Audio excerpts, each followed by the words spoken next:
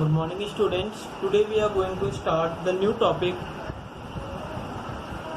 of the chapter Why do we fall ill, and the topic is the principle of the treatment. ठीक है, but before starting the topic we should know about the disease and disease causing substances. So we know that disease means the condition when we are not healthy. Disease means the condition when we are not healthy, that we are not going to perform our 100% either physical, mental or social point of view. Okay, now the disease causing substances could be anything, and these are called pathogen. The pathogen could be a physical, chemical or a biological substance that may cause a disease. Physical substances like x-rays, light rays, temperature, etc. Biological substances like any microbe or anything else. Okay, then we discussed that disease are of two types: acute and chronic disease, as well as infectious and non-infectious diseases. Infectious diseases was those which was spread from person to person, just like airborne disease. Airborne disease like pneumonia, common cold, tuberculosis, etc. Then waterborne disease like cholera, hepatitis, etc., typhoid, etc. Okay. Then sexual disease like HIV and syphilis, and animal-borne disease like rabies, malaria, etc. ठीक है. Then there are a lot of kind of disease. So किसी भी disease condition में, disease में basically कोई भी person जब disease होता है तो हम किसी डिजीज को एक्सप्लेन करने के लिए कुछ टर्म्स का यूज करते हैं. सब first of all name of disease, कि डिजीज कौन सी है. दूसरा फिर उसका पैथोजन या कॉजिंग एजेंट, ठीक है. Then third one is the vector, क्या कोई वेक्टर भी है. ठीक है, उस डिजीज को कॉज करने के लिए क्या कोई वेक्टर भी वहां पर अवेलेबल है. वेक्टर के बाद आते हैं ट्रीटमेंट. ट्रीटमेंट के बाद होता है प्रिवेंशन. ठीक है, तो कैसे क्योर किया जाए, कैसे उससे ठीक किया जाए उस पर्सन को. और प्रिवेंशन के केस में दोबारा से हमें डिजीज ना हो, इस चीज का ध्यान रखा जाता है. इस चीज का क्या रखा जाता है, ध्यान रखा जाता है. ठीक है, तो सबसे पहले तो ट्रीटमेंट का सबसे इनिशियल पॉइंट होता है डायग्नोसिस. ठीक है, और ये डायग्नोसिस बेस्ड होती है सिम्टम्स. ठीक है, तो ट्रीटमेंट से पहले हमें सिम्टम्स पता होने चाहिए कि कौन सी डिजीज का क्या सिम्टम है. देन उसी के बिहाफ पे हम क्या यूज करते हैं, ट्रीटमेंट के लिए मेडिसिन यूज करते हैं या फिर सर्टेन अदर थिंग्स यूज करते हैं. प्रिवेंशन का मेथड्स भी यूज करते हैं. ठीक है, तो सिम्टम्स यानी कि उसकी कैरेक्टर्स. जस्ट लाइक हम बात करें फीवर. फीवर एक बहुत कॉमन चीज है. कोल्ड भी अभी हमें पता है बहुत कॉमन है, और ये लगभग सारे डिजीज का इनिशियल पार्ट यही होता है. स्पेशली फीवर की बात करें, सो फीवर किसी भी पर्सन को होता है. अब आपको टाइफाइड फीवर है या टायर्डनेस की वजह से फीवर है, या फिर हमें डेंगू, मलेरिया या चिकनगुनिया, या फिर अभी लाइक कोविड-19 स्प्रेड हो रहा है. सो किस वजह से हमें स्प्रेड है, किस वजह से हमें फीवर है, उसे हम आइडेंटिफाई कर सकते हैं. ठीक है, जस्ट लाइक अगर नॉर्मल टाइफाइड फीवर है तो वो आपको रेगुलर और लॉन्ग टाइम तक रहेगा. टायर्डनेस की वजह से जनरली फीवर नहीं होता है.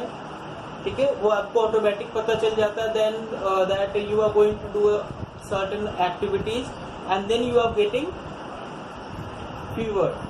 In that case it was due to the tiredness or due to the weakness. ठीक है, similarly in case it is a malarial fever, then it has a chilling effect. आपको ठंडी लगेगी, और ये फीवर हर सेकेंड टू थर्ड डे आपको ज्यादा तेजी से आएगा. 2 से 3 दिन बाद आपको ज्यादा तेजी से फीवर आएगा, ठंड भी लगेगी. जबकि डेंगू में ऐसा कुछ नहीं था, टाइफाइड में भी ऐसा कुछ नहीं होता है. सो हम इस तरीके से डिफरेंट काइंड ऑफ डिजीजेस के सिम्टम्स को आइडेंटिफाई कर सकते हैं. डिफरेंट डिजीजेस के सिम्टम्स को क्या करते हैं, आइडेंटिफाई कर सकते हैं. ठीक है, सो अब यहाँ पर हमारा ट्रीटमेंट का प्रिंसिपल काफी इंपॉर्टेंट हो जाता है. The principle of the treatment. ठीक है, किसी भी डिजीज के ट्रीटमेंट के लिए सबसे पहले तो हम उसमें यूज करते हैं एंटीबायोटिक्स.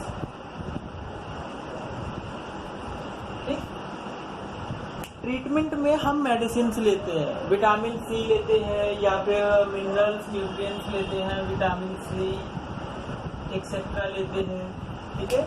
सबसे पहले तो विटामिन सी इज टेकन, क्योंकि vitamin C is a kind of immunity booster. ये हमारे इम्यून सिस्टम को ज़्यादा स्ट्रांग करता है। जब हम वीक है तो हमारा इम्यून सिस्टम भी वीक है, जब हम डिजीज्ड है तो हमारा इम्यून सिस्टम भी क्या है, काफ़ी ज़्यादा वीक है। इन दैट केस हमें विटामिन सी की टैबलेट्स या मल्टी विटामिन लिए जाते हैं। विटामिन सी बेसिकली क्या करता है, इम्यूनिटी को बूस्ट करता है। और जितने भी जैसे विटामिन B12 है या अदर चीज़ें, ये किसी भी दवा के रिएक्शन को बेसिकली रोक देते हैं और हमें स्ट्रांग होने में ज़्यादा हेल्प करते हैं, ठीक है। फिर हम लेते हैं antibiotics. Antibiotics are the medicines which are used to kill और stop the growth of bacteria.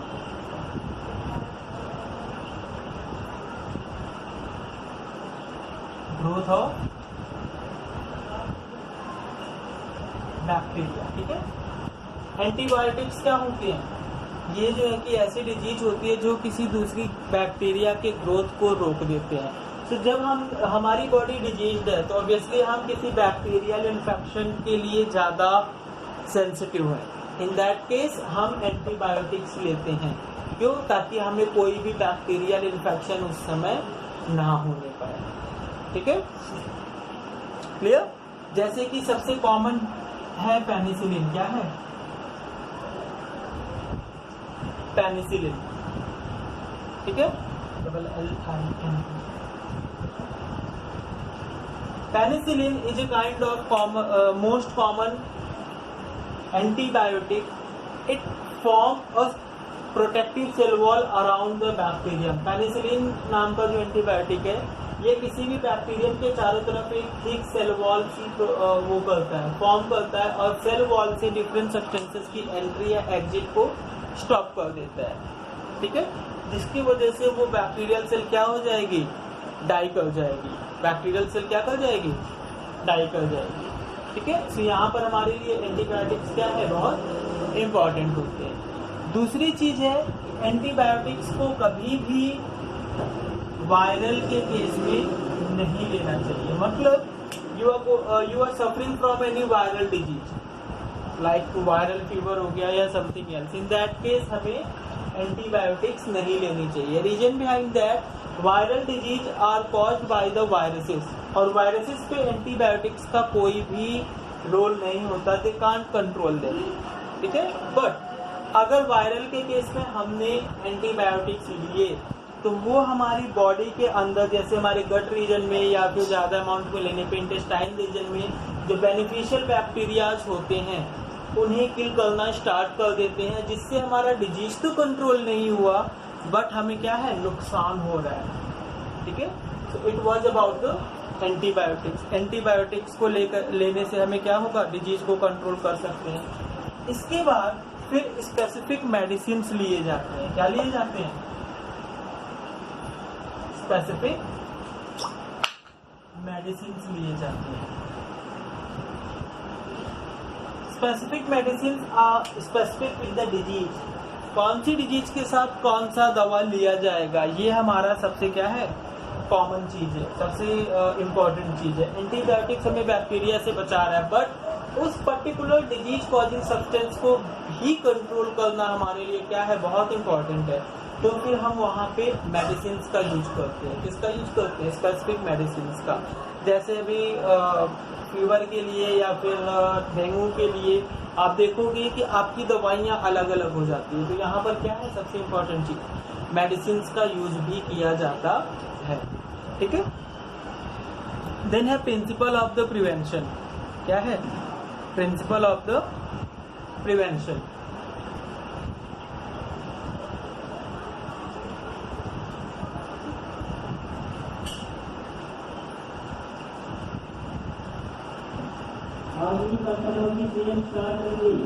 Prevention करना यानी कि डिजीज से बचना।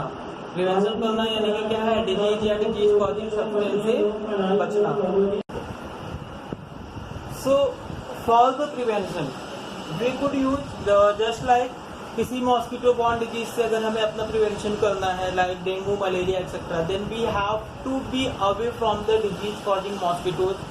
ठीक है, मॉस्किटो रिपेलेंट्स का यूज करके हम डिजीज से प्रिवेंशन कर सकते हैं। लाइक टाइफाइड हमें इन्फेक्टेड वाटर से होता है, तो इन दैट केस हम प्योरीफाइड वाटर या फिल्टर्ड वाटर का यूज करके बच सकते हैं। साथ के साथ हमें किसी भी नॉन हाइजेनिक प्लेस से यानी कि गंदे प्लेस पे नहीं खाना चाहिए। जो फूड नॉन हाइजेनिक तरीके से कुक किया गया हो उसे भी क्या है हमें अवॉइड करना चाहिए। ठीक है, इसके अलावा प्रिवेंशन के लिए हमें जो भी डिजीज पर्सन है, क्या है डिजीज पर्सन है, उससे अवेयर रहना चाहिए। उससे क्या होना चाहिए, उसको आइसोलेट कर देना चाहिए। और अगर वो आइसोलेट नहीं हो रहा है इन दैट केस हमें क्या है उससे अवेयर हो जाना चाहिए। दूसरा है one someone has disease their body functions are damaged. ठीक है, क्लियर। तो अगर कोई पर्सन डिजीज है तो उसका बॉडी फंक्शन उसका प्रॉपरली वो दोबारा से रीस्टोर शायद ना हो पाए एज इट इज, तो वहां पर हमें क्या करना है, प्रिवेंशन करना होगा कि उस पर्सन, जैसे कि हमें अगर हेपेटाइटिस हो गया या लीवर से रिलेटेड कोई प्रॉब्लम है, तो अगर आपको लीवर से रिलेटेड कोई प्रॉब्लम है तो ऑब्वियसली आपको ऑयली या फैटी फूड नहीं खाना होगा, क्योंकि अगर आप ज़्यादा ऑयली या फैटी फूड खाएंगे तो ऑब्वियसली हमें क्या होगा, हमारे लीवर को ज़्यादा वर्क करना पड़ेगा एंड इन दैट केस हमारा लीवर ज़्यादा डैमेज होगा। ठीक है, ट्रीटमेंट टाइम लेता है तो भी हमारे लिए प्रिवेंशन क्या है, बहुत इम्पॉर्टेंट है, क्योंकि ट्रीटमेंट के ड्यूरेशन में अगर डिफरेंट मेडिसिन का may be possible other sales पे कोई हार्मफुल इम्पैक्ट हो तो वहाँ पर भी हमें क्या है, हमें बच के रहना पड़ेगा। जस्ट लाइक कि हम बात करते हैं कैंसर ट्रीटमेंट में, कैंसर ट्रीटमेंट में चाहे तो रेडियोथेरेपी कर ले या फिर कीमोथेरेपी कर ले और या फिर